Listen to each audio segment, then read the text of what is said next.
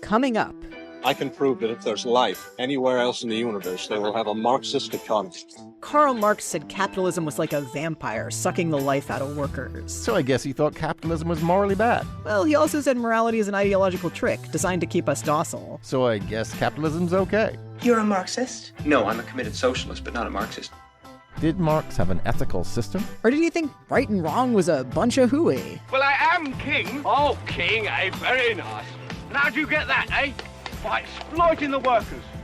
Can Marxist thinking help us solve today's moral problems? Marx himself spends hundreds and hundreds of pages writing about moral philosophy. Our guest is Vanessa Wills from George Washington University. Author of Marx's Ethical Vision. It's more of us than you. We're a community and charity vote up the workers and all that stuff. Marx and Morality. Coming up on Philosophy Talk.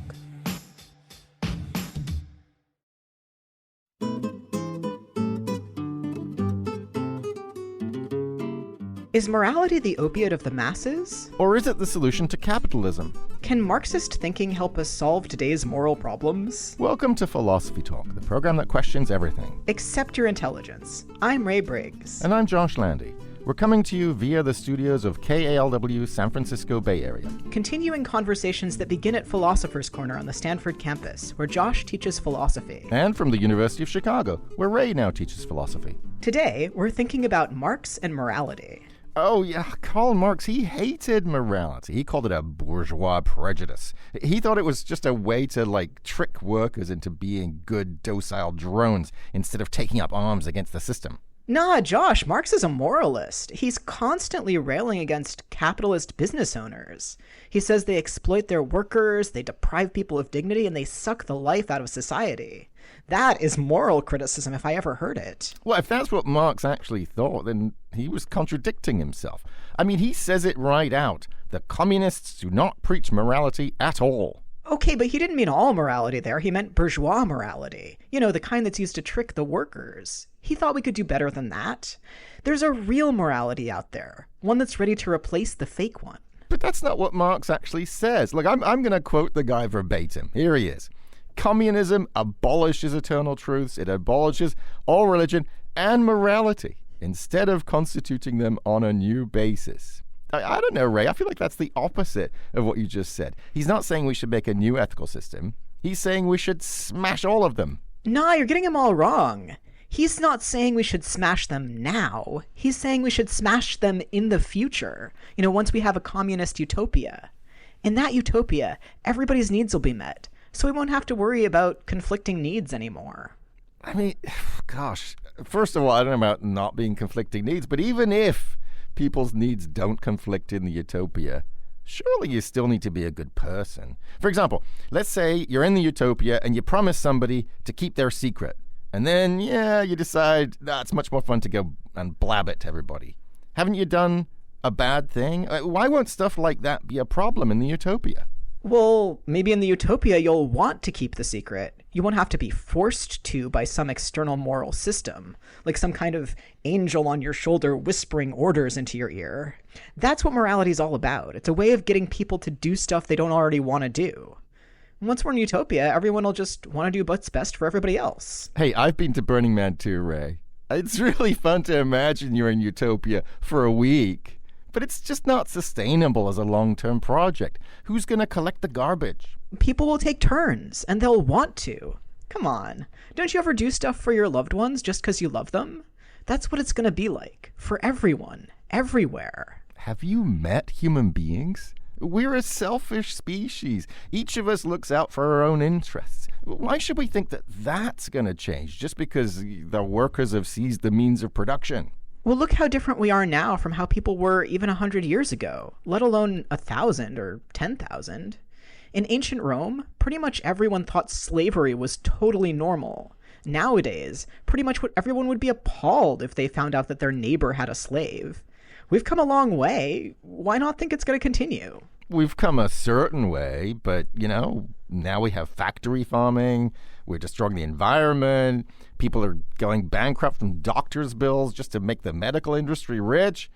Human greed hasn't gone away, Ray, and I don't think it's about to. You're such a Debbie Downer. That's just one side of human nature.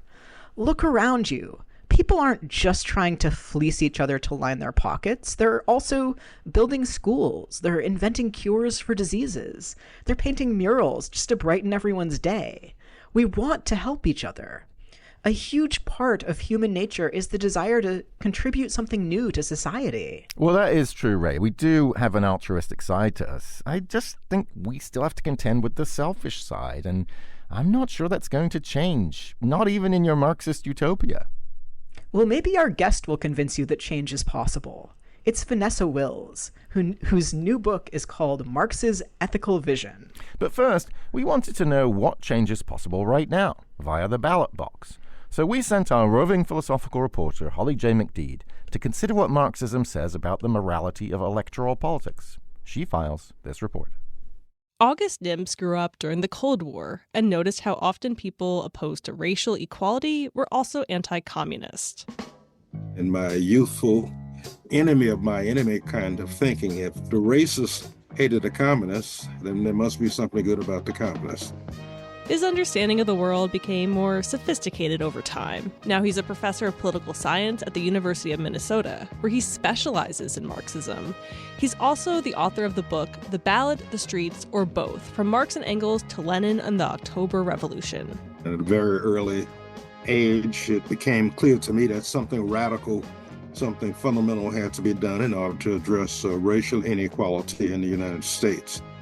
Exercising the right to vote is not exactly considered radical, but it can sometimes be portrayed as the most important thing, a matter of life or death. Like in 1964, when incumbent Democratic President Lyndon B. Johnson was running against the Republican Senator Barry Goldwater. In a Johnson TV ad from that year, a little girl plucks daisy petals in a field, counting down to a nuclear explosion. 10, 9. The message? Beware. Goldwater could lead the country into a nuclear war. Voting for the right person could save mankind. Vote for President Johnson on November 3rd. The stakes are too high for you to stay home. Nims doesn't buy that voting in itself, often a decision between the lesser of two evils, is exercising political power. We're exercising an important democratic right to register a preference. Registering a preference should not be confused with the actual exercise of power. Power means to impose one's will. Karl Marx and his close friend and collaborator Friedrich Engels offer some valuable insight on that. Nims says that the revolutions of the late 1840s required the pair to address parliamentary democracy and the electoral process. They had to deal with this problem. Should the working class vote for the liberals, or should they have their own political party and have their own candidates and so on? And Marx and Engels' initial reaction was to say, no, we're too small. The working class doesn't have the means and the strength to have its own political party. None other than Marx and Engels, the first time they participate in the political process, subscribe to the lesser of evils claim. And therefore, it should vote for the liberals in order to make sure that the reactionaries don't get elected. But once the liberals are elected, they betray the interests of the working class. From that experience, Marx and Engels learn very important lessons. Elections could be used by the working class, not as an end in themselves, but as a means to an end. They could be used to do political education, to explain what their program is, what their ideas are, and so on. And secondly, elections could be extremely important to determine where the strength of the working class is and what sectors of the population are voting for the working class candidates. And taking the temperature of the working class is important for that day when the revolution comes. Vladimir Lenin, founder of the Communist Party, understood what Marx and Engels were getting at. For about a decade before the Russian Revolution, Lenin led the Bolsheviks in electoral work. That 10-year experience, I argue, was indispensable, using Lenin's own words, indispensable in understanding why the Bolsheviks were able to do what they did in 1917. So for students of Marx, the electoral process is important for political education, but it's not the most important thing. A means to an end, not the end itself. For Marx and Engels, their view was that it wasn't enough to be outraged by evil and immoral things. The question is, how do you deal with it? In 1965, President Johnson signed the Voting Rights Act, prohibiting racial discrimination in voting. But that only came in response to the masses taking to the streets and demanding this right. It's in the streets, on the picket lines, on the barricades. That's where real power is exercised. Long live the revolution! For Philosophy Talk, I'm Holly J. McDede. And long live Karl Marx! Thanks for that great report, Holly. Lots to think about, especially in election season. I'm Josh Landy. With me is my fellow philosopher, Ray Briggs, and today we're thinking about Marx and morality. We're joined now by Vanessa Wills. She's professor of philosophy at George Washington University and author of Marx's Ethical Vision. Vanessa, welcome to Philosophy Talk. Thank you so much for having me. So, Vanessa, you've written a lot about Marx, including your most recent book. But what first got you interested in his philosophy? I was a graduate student in the early 2000s, and in 2003, the U.S. invaded Iraq, and it struck me as totally, obviously, irrational and immoral. And I immediately joined whatever protests I could find and was out in the streets and interacting with activists. But as a philosopher, I wanted to have theory. I wanted to think more deeply about what I was doing and why and what was happening. And I met socialists, and they started talking to me about Marx, and I started reading some Marx and never stopped, kept going. So, Vanessa, earlier Josh and I were arguing about Marx's views on morality. Josh says Marx doesn't believe in morality, and I said he does. So who's right? So I actually think you're both right in a way. So one of the sort of themes of my book is the importance of taking a historical lens to Marx. And so I think we simultaneously have Marx talking about the already ongoing abolition of morality as a separate theoretical enterprise. But at the same time, we can look at Marx himself and see that he spends hundreds and hundreds of pages writing about moral philosophy. So it doesn't make sense to me to be dismissive of him or dismissive of that project. So when he says, he definitely says a bunch of things about how he doesn't like morality and doesn't believe in it. And then he also says things that sound like moral talk.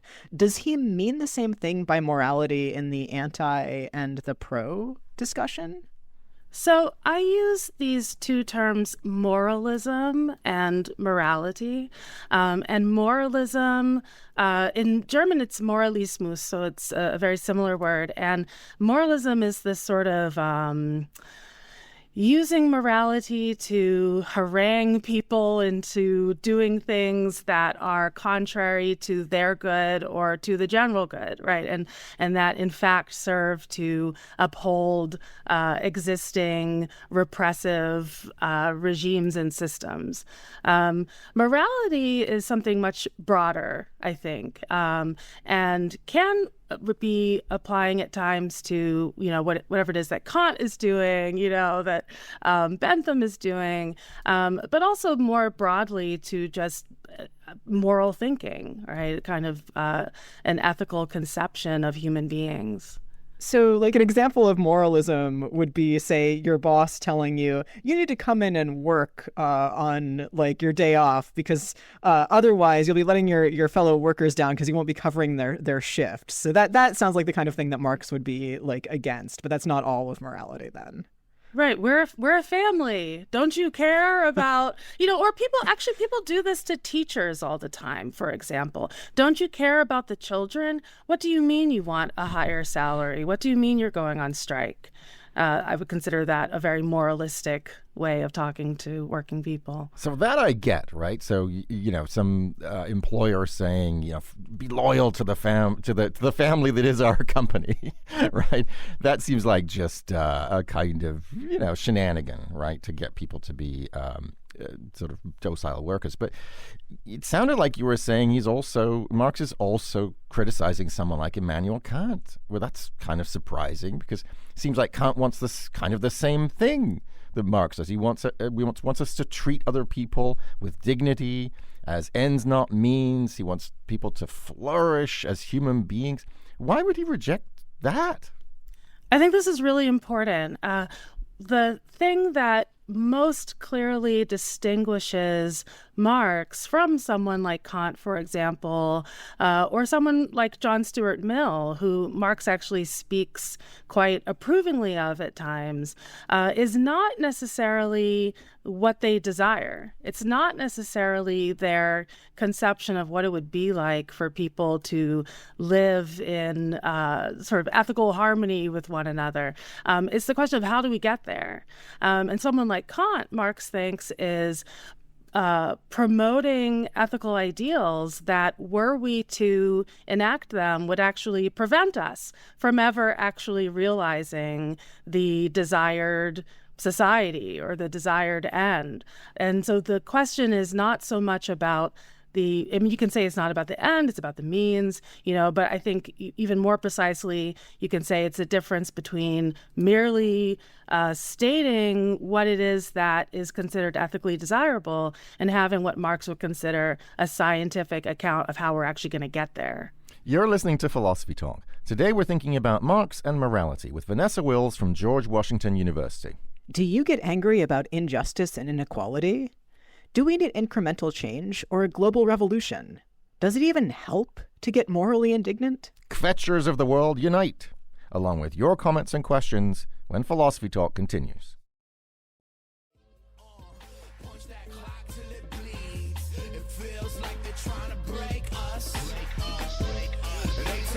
Follow your dreams when your alarm is going off. Wake up, wake up, wake up. Should we follow our moral dreams or wake up and smell the social reality? I'm Josh Landy, and this is Philosophy Talk, the program that questions everything. Accept your intelligence. I'm Ray Briggs, and we're thinking about Marx and morality with Vanessa Wills, author of Marx's Ethical Vision. Got questions about Marx's moral thought? Email us at comments@philosophytalk.org or comment on our website. And while you're there, you can also become a subscriber and seize the means of listening to our library of nearly 600 episodes.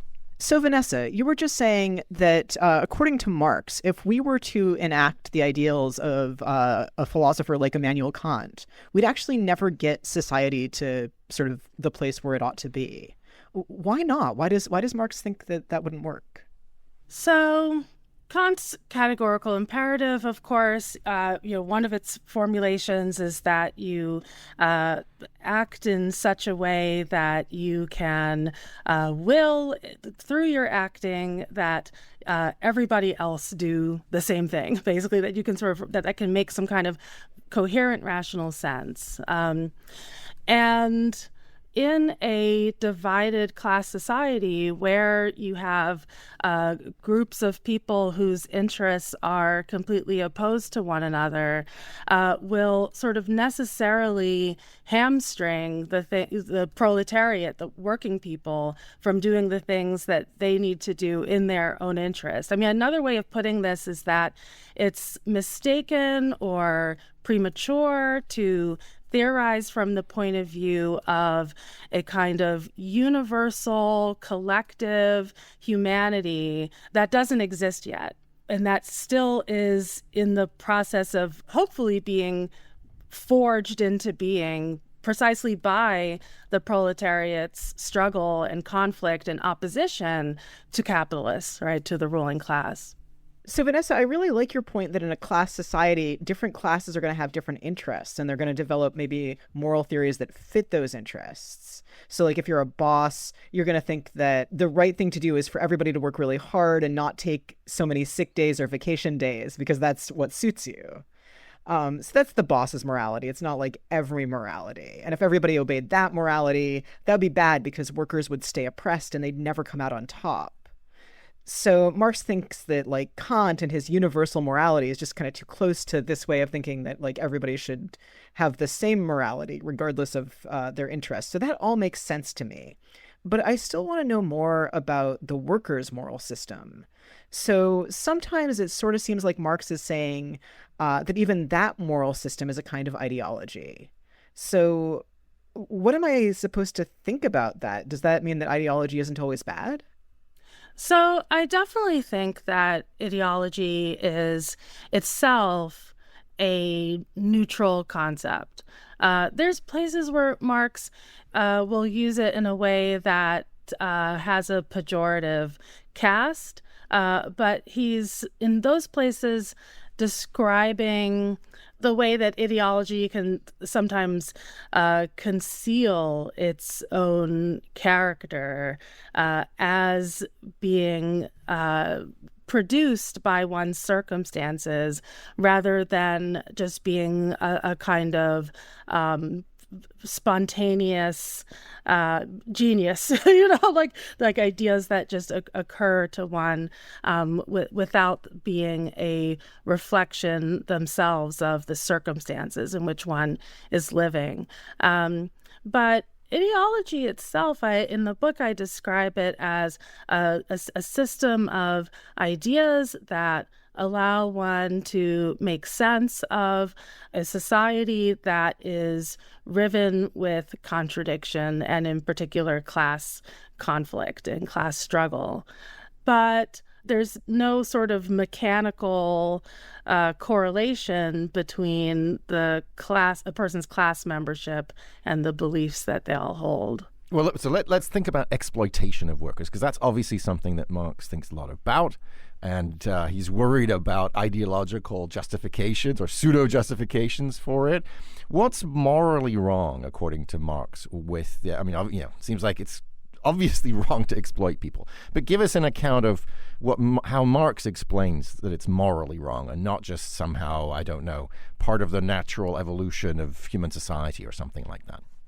So I actually think that exploitation is a relatively neutral concept in and of itself. Because when we talk about exploitation, we're talking about the extraction of value from workers' activity, from their labor. And so I actually don't think that concept itself can tell us much about what's wrong with it, or that we're going to get much off of a sort of reading of the concept itself. But when we add in other pieces of Marx's picture, like his concept of alienation and the fact that the exploitation that workers experience figures into this larger story of how their activity, their own labor, their essence, their active essence, if you will, then confronts them as a alien and hostile force, right? Opposing them and making their lives worse, degrading them. That's when we really get into the more sort of normative and ethical part of the picture, grounded in a conception of human nature. So when I think about this, like I kind of have a picture of like factory workers in my mind. So like you've got a textile worker, and like having clothes is really cool, and creating clothes is really cool, and you've got this like product that like somebody could be proud of making and excited about making, but the textile worker is just like, well, I'm going to starve if I don't work as hard as possible to sew as many things as possible. I don't really care about the clothes. I care about getting my money so that I don't starve, and then I'm going to go home and be too exhausted to do anything fun for the rest of my life. So this is like kind of my like mental picture of alienation. I'm curious about how this applies to sort of other workers who aren't the textile worker, who might have like different degrees of control over their work. So like I have like a pretty cushy gig where I get to like ask questions that excite me and teach students. And so like, am I alienated? And if so, why? So you definitely are alienated. And Marx thinks even capitalists are alienated. So even, I don't know, maybe it's sort of obvious that Elon Musk is alienated from humanity in his own way. He doesn't seem happy. Right.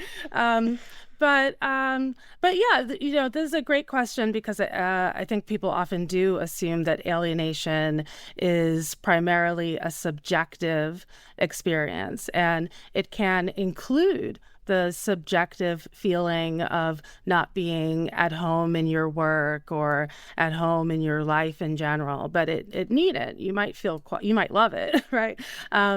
But alienation I think it's also problematic to think about alienation in very individual terms because, I alone, I have I'm a tenured professor. I get to think about Marx, right? It's great. But that doesn't dissolve the fact that because I live in a world where human beings are treated the way that they are treated, or where human beings live in the conditions that they live in, it's impossible to live in a material reality like that and actually be able to represent to yourself a full conception of what it really means to be a human being.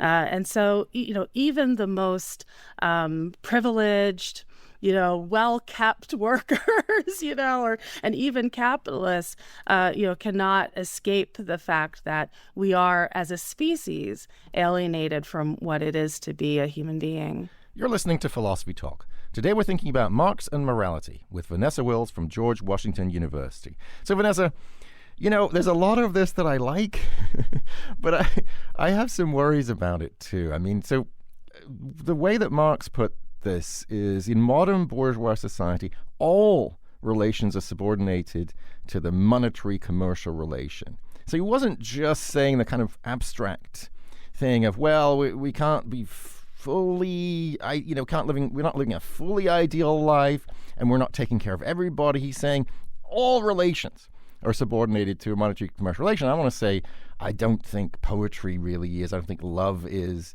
There are communes, there's Burning Man. I think there's lots of things that aren't subordinated. And I think, in everyday interactions with the people we love and care about, with our wonderful students, with our colleagues, and so on, we can actually have pretty decent, good, altruistic, caring, and sort of, mutually fulfilling relationships. And so I sort of worry that there are kind of these two big exaggerations. One is, everything in capitalism is terrible, and the other is everything in utopia will be great.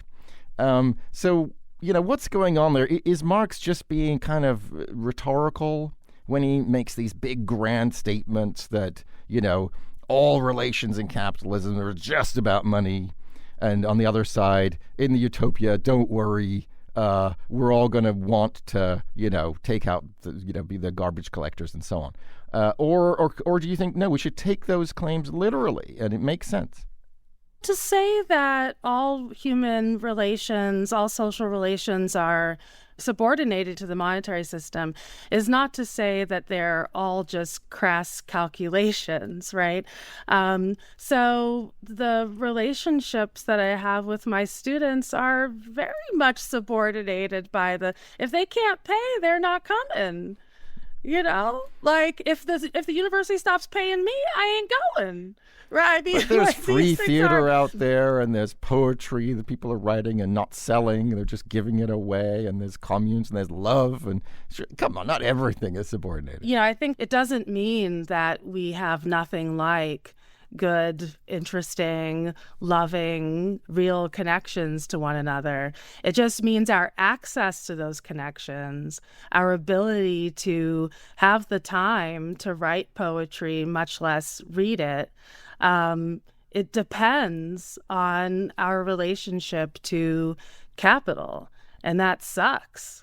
But actually, I do often use this example with my students. If there's a tendency to have the more extreme read, well, nobody does anything except for profit. It's strictly speaking irrational and shocking that even under a capitalist society, just like you're saying, Josh, people do things all the time where they lose money on them, right? But I guess I would stand by that statement that you've got to have capital.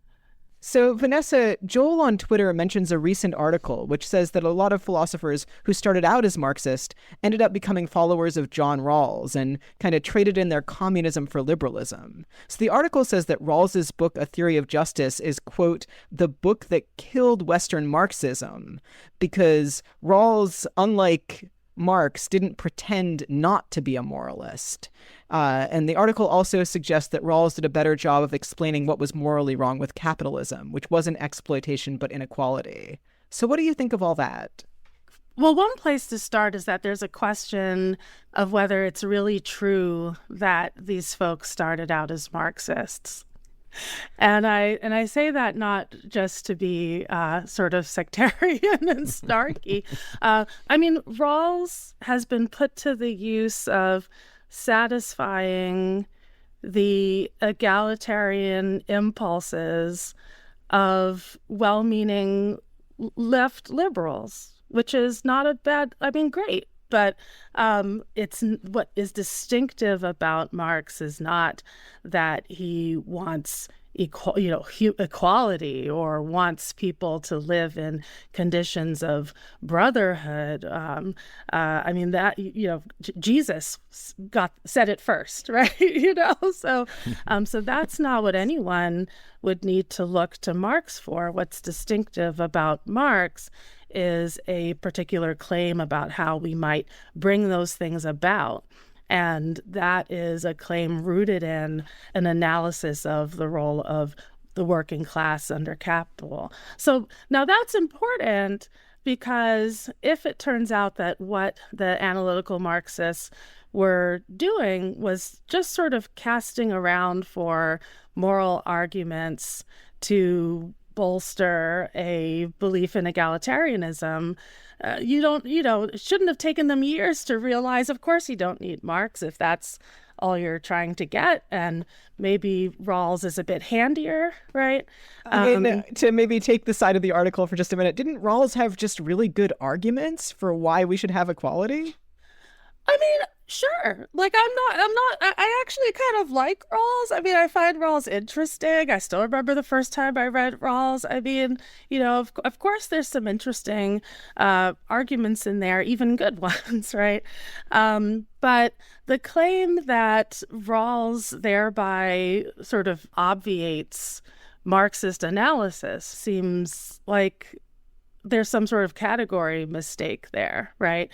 Because the thing that Rawls is said to have provided to this particular milieu of analytic philosophers who dallied with Marxism is just something other than what Marxism ever claimed to offer.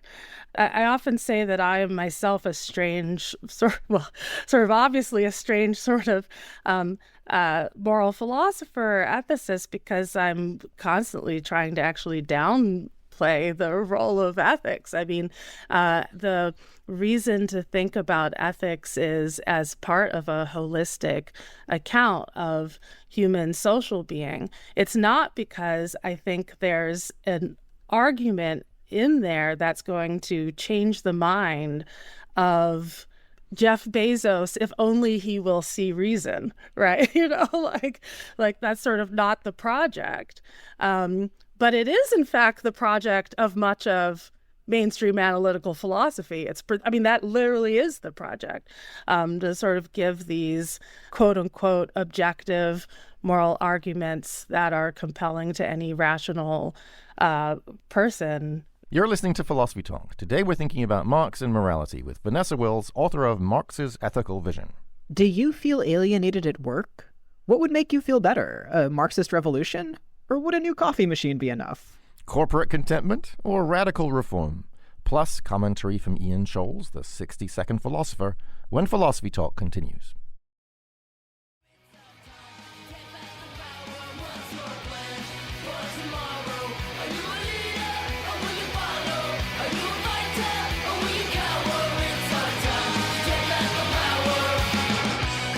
If we took back the power, would we become better people? I'm Josh Landy, and this is Philosophy Talk, the program that questions everything. Except your intelligence. I'm Ray Briggs. Our guest is Vanessa Wills from George Washington University, and we're thinking about Marx and morality. So, Vanessa, you've been arguing really convincingly that Marx does, in fact, have a moral vision. I mean, he's not just calling for a revolution in the future. He's calling on us to act differently, even now, even within the capitalist system. So I'm kind of wondering what he'd say about some of today's issues. Like, what would he say about factory farming, for example? I think factory farming is a great example of a way that capitalism has allowed us to produce beyond our wildest dreams, in the past. The ability to put food on people's tables, to use science to maximize our capacity to satisfy our needs, but of course, in this highly distorted form, right? So from the ways that the animals are treated, the unnecessary suffering that serves no role except for the maximization of profit, the ways that the work even affects the human beings who do it, right? Whether it is physical health problems, the terrible pay and the abuse of workers, it's connected to a whole set of issues. And so, yeah, I think it's prime for us to think about, is there a way to utilize what we know about how to feed people and take care of people, but not in a way that has this sort of funhouse mirror, hyper-capitalist, abusive way of treating animals. So that's a really neat Marxist take on factory farming. So what about the gig economy? Because that one seems like it might be pretty tricky, because you might think like, oh, somebody driving an Uber around, they have more control over their life than somebody with a boss. They're their own boss. But like, I think that there would be something that Marx would be uneasy about there. So like, is the gig economy like the way to overcome alienation? And if not, why not? Yeah, it's interesting.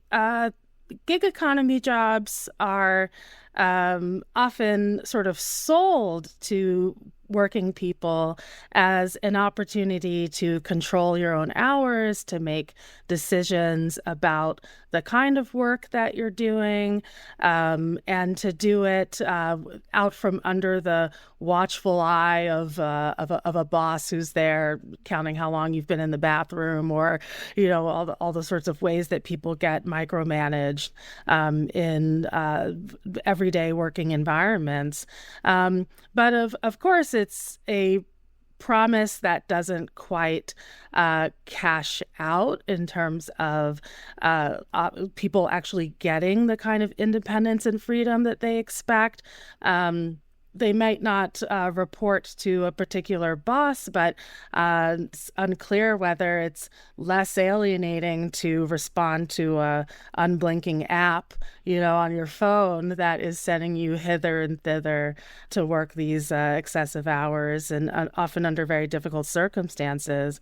And we see people who do this kind of work sometimes finding ways to break out from the kind of individualistic isolation of being a quote-unquote small proprietor, and banding together. We saw that, for example, in the early days of the COVID-19 pandemic, where people working for Instacart, for example, were organizing together to strike. So I think it further shows that the strength that people have comes from their role as workers. The role of sole individual proprietor in abstract competition with everyone else turns out is not that useful for dealing with the demands of capital.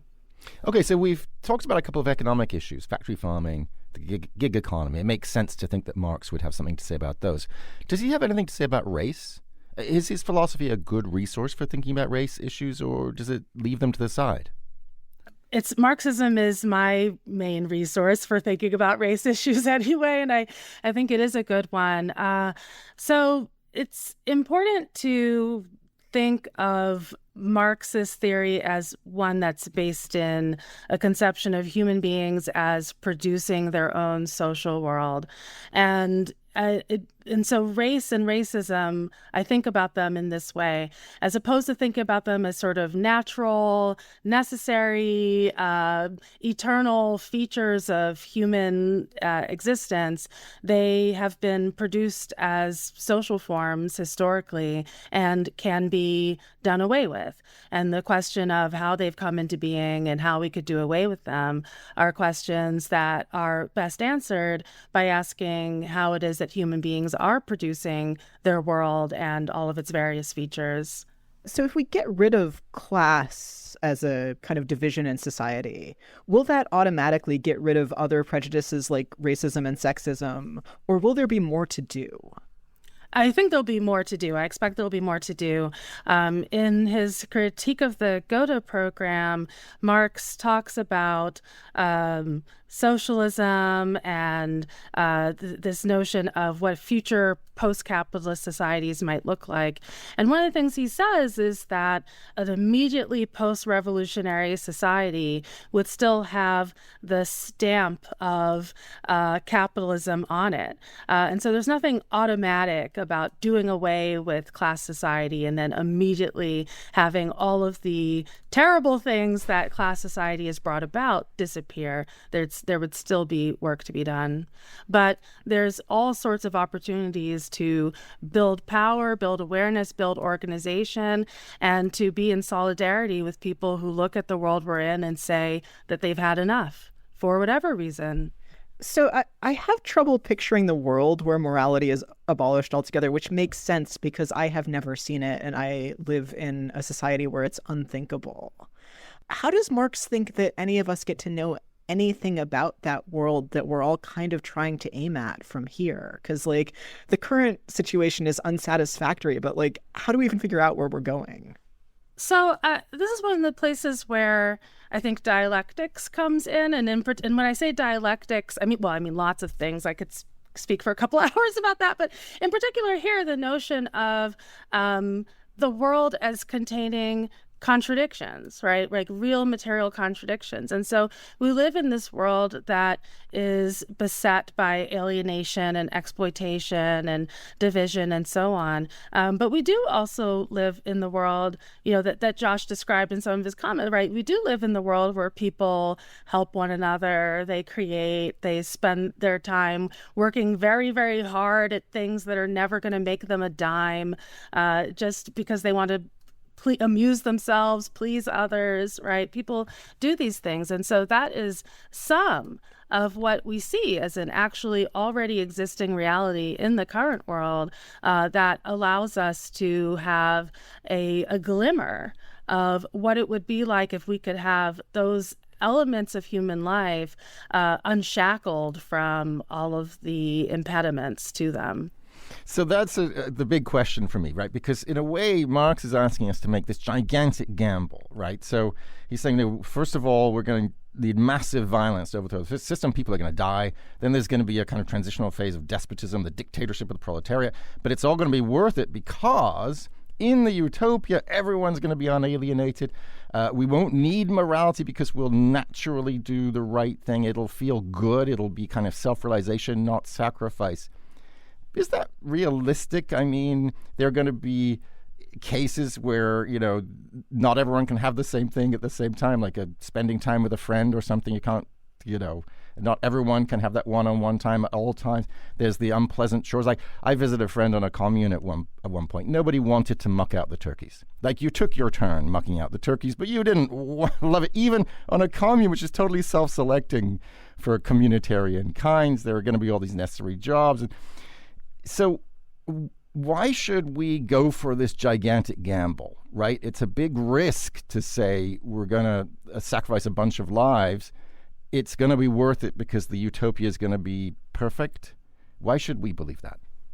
So I think this question goes to why many very serious readers of Marx and serious Marxist activists bristle at the notion that his is a moral project or that he has moral kind of arguments to offer, because he probably has no argument that will satisfy the person for whom it is a gamble. Not to put too fine a point on it, right? In order to gamble, you've got to have you can't gamble unless you have something to gamble, right? But his arguments are directed towards those who have nothing to lose, which is not a gamble. It is an act of survival, of desperation, of seeing that there's nothing for us here.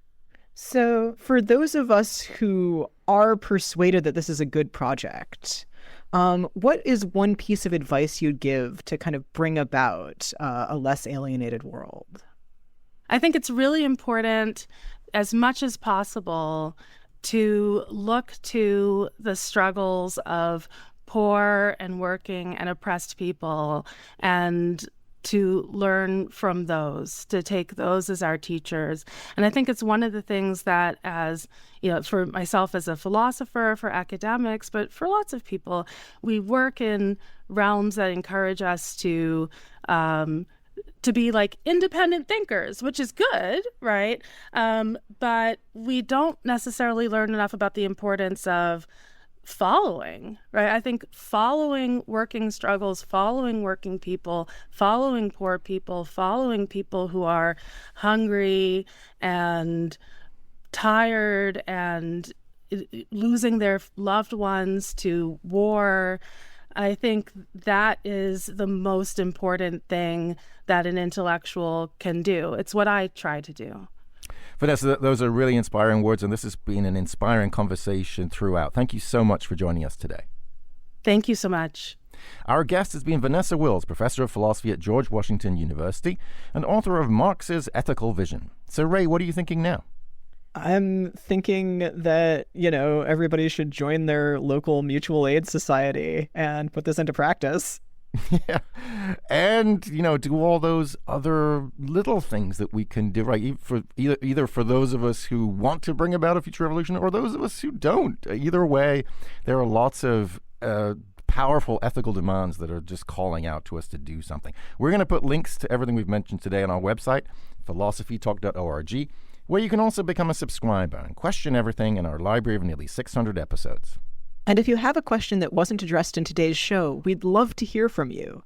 Send it to us at comments@philosophytalk.org, and we may feature it on the blog. Now, the mile-a-minute Marxist, it's Ian Scholes, the 60-second philosopher. Ian Scholes, the ethics of Marxism is apparently hard to define. Put another way, enthusiastic outbursts of morality are not normative features of a Marxist system. This is because there is no spirit in Marxism or Marxist-Leninism, which seems to be the Marxism to beat still after all this time. Capitalism, however, seems to be holding its own. Even late-stage capitalism, which includes price gouging, cryptocurrency, artificial intelligence, and so many other bells and whistles, it has erected a tall, noisy, yet flimsy tower in which we all cower streaming bad movies because capitalism has destroyed movie theaters along with internal combustion, recorded music, and the hula hoop. The buck giveth and the buck taketh away. Marxism has no spirit because it is materialistic and godless, which is rather a strange thing to insist upon, in my opinion, and has led to all kinds of unpleasantness not only between East and West, but internal commie schisms as deep as between Anabaptists and Jesuits. The Marxist claim is that everything humans do is in service of production of that which fills our needs, both natural, food and shelter, say, and manufactured, a nice piece of music, a half-baked movie on Netflix, the need for speed, for example. We're just appetite people, a never-ending gaping maw, nothing more. This premise is the main thing that freaks out anti-communists, even though it seems to be the foundation of capitalism as well, really. But from Marx's point of view, it seems to me, communism turns that bug into a feature, and if we're honest with ourselves, it can lead eventually to, well, not utopia exactly, if history is any indication, but paranoid nation-states who may have enough to eat but lack big-screen televisions and motorboats. Capitalism, on the other hand, is still the ism to beat, even though it leads to anxiety and alienation. Luckily, capitalism, though it phased out counseling more or less, has come up with an incredible variety of pills that can bring a mood up or down with one little swallow and reasonably priced, unlike psychiatrists. This is because capitalism, like Marxism, is also materialistic. It's all just mechanics. Marxism even called itself a science, which led into many logical blunders, including a belief held in the golden age of Lenin Marxism that evolution was just a biological form of class warfare. Of course, capitalists, before the Depression, also believed that. Another strange thing about capitalism is that adherents believe laissez-faire is the only way to go. Regulations inhibit innovation. How many times have you heard that? Okay, but who doled out loans, never repaid, I don't think, to help build the railroads? Who paid for rockets to the moon? The U.S. government did. Capitalism, if left to its own devices, has put children in the factory floor, slaves in the field, lead in the paint, asbestos in the installation. The planet's on fire. Why? I don't know. Could capitalism have something to do with it? But it also seems like Marxism, intended to be the sensible conclusion to civilization, the fluorescent light at the end of the tunnel, is just another externality, a barrier to capitalistic bliss. But Russia got subsumed by the oligarchy, and China is pretty much what communism would look like if Lenin had decided what the proletariat really needed were more motorboats. Both systems are punitive if you get in the way of what the committee has decided is the path forward. Marxism leads to prison camps and exile. Capitalism leads to bankruptcy, legal fees, rampant drug use, and artificial intelligence. an innovation none of us requested or desired. Bottom line, capitalism, Marxism are the same, in that everything can be fixed or made better if we just get out of the way and let it work, or else. Ask your doctor if capitalism is right for you. Actual Marxism may vary. I gotta go.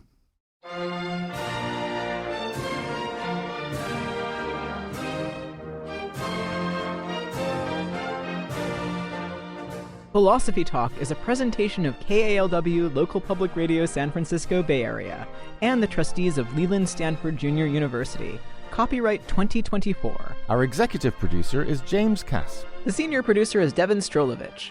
Laura McGuire is our director of research. Thanks also to Pedro Jimenez, Merle Kessler, and Angela Johnston. Support for Philosophy Talk comes from various groups at Stanford University and from subscribers to our online community of thinkers. And from the members of KLW Local Public Radio San Francisco, where our program originates. The views expressed or misexpressed on this program do not necessarily represent the opinions of Stanford University or of our other funders. Not even when they're true and reasonable.